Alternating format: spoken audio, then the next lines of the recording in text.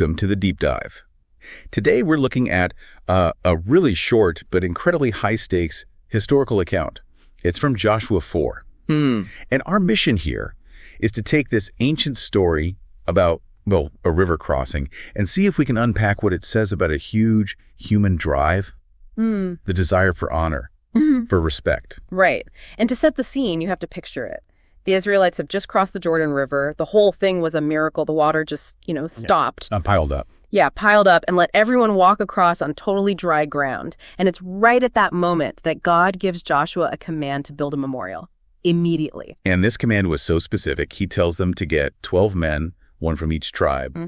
And they have to go get 12 stones from the exact spot in the middle of the riverbed where the priests were standing with the ark. And this was all about creating a teaching tool, right? So future generations, their kids would see these stones and ask, hey, what are these for? Exactly. Tell them the waters were cut off. A permanent lesson.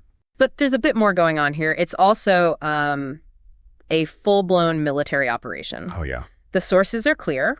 About 40,000 armed men crossed over first, totally ready for battle.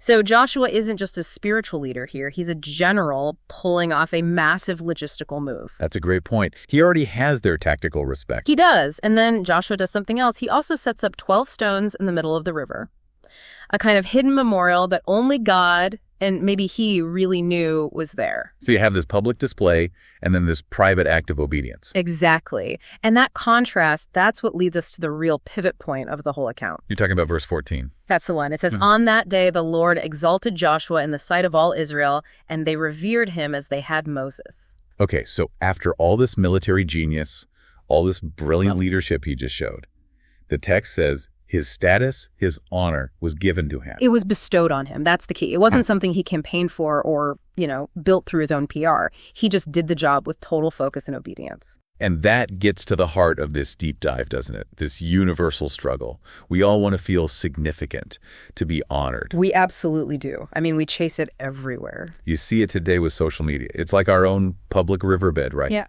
We're all stacking up our own little stones, our accomplishments, our looks, our clever thoughts. And waiting for the likes, for the followers, for that external validation. But our sources here offer a pretty stark warning about that kind of honor. They do. They show how incredibly fragile it is. Oh. Human approval, whether it's ancient fame or modern digital clout, it can vanish overnight. Just one rumor, one piece of fake news. Yeah, a change in the algorithm. It's all built on shifting sand. Seeking honor directly from people is it's exhausting and it's a trap. So what's the alternative strategy here, the one from the text?